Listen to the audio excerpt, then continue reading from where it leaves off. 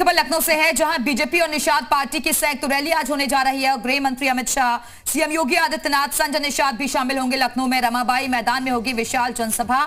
मछुआ आरक्षण को लेकर की जा सकती है बड़ी घोषणा और यूपी बीजेपी अध्यक्ष स्वतंत्र देव सिंह और दोनों डिप्टी सीएम भी इस दौरान मौजूद रहेंगे। तो गृह मंत्री अमित शाह, सीएम योगी, संजय निषाद भी आज शामिल होंगे। लखनऊ में रमाबाई मैदान में होगी विशाल जनसभा, जहां तमाम ये नेता पहुंचेंगे और मछुआ आरक्षण को लेकर संजय निषाद जिसका जिक्र बार बार करते रहे हैं, उस लिहाज से भी आज की ये रैली काफी अहम मानी जा रही है। दरअसल इस बार के चुनाव में बीजेपी निषाद पार्टी के साथ चुनावी मैदान में उतरेगी और इसी के चलते निषाद वोटरों को साधने की कवायद तेजी के साथ चल रही है। गृह मंत्री अमित शाह भी यूपी के दौरे पर हैं, आज वो लखनऊ पहुंचेंगे, जहां एक संयुक्त रैली बुलाई गई है। ज्यादा से ज्यादा लोगों को जुटाने के लिए बीजेपी ने कमर कस ली है। इसके साथ ही निषाद पार्टी के जो कार्यकर्ता हैं वो भी एक्टिव हैं।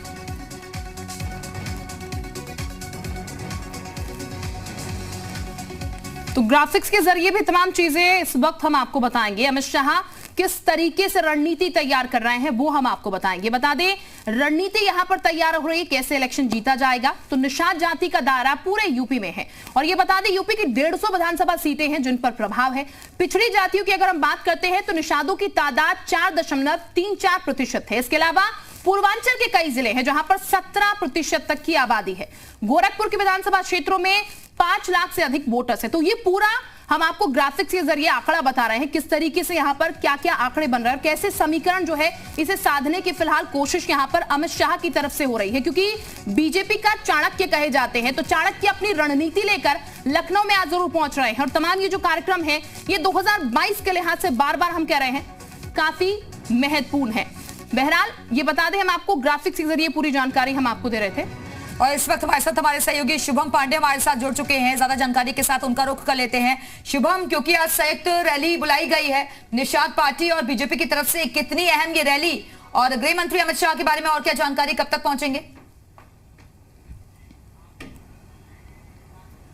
देखिए, रैली अपने आप में काफी ज्यादा महत्वपूर्ण है और 1 बजे के आसपास गृह मंत्री अमित शाह इस रैली में शामिल होंगे। बताया जा रहा है इस रैली के अपने आप में कई सारे मायने हैं। निषादों का जो वोटर्स बीते दिनों गोरखपुर में जब सपा के साथ था तो उसने भारतीय जनता पार्टी को बड़ा झटका दिया था, लेकिन कुछ ही दिन बाद संजय निषाद अपनी पार्टी के साथ भारतीय जनता पार्टी में जुड़ गए और उसके बाद उत्तर प्रदेश में जो पूर्वांचल का सियासी समीकरण जो निषादों पर काफी ज्यादा टिकता हुआ नजर आता है वो पूरी तरह से भारतीय जनता पार्टी के पक्ष में चला गया।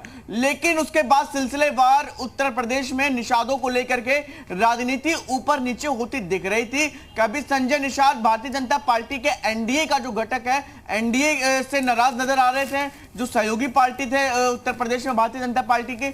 बाद में उनको मनाने का प्रयास किया गया, संजय निषाद अमित शाह से मुलाकात होती है, उसके बाद साथ में 2022 विधानसभा चुनाव में साथ लड़ने की बात कही जाती है।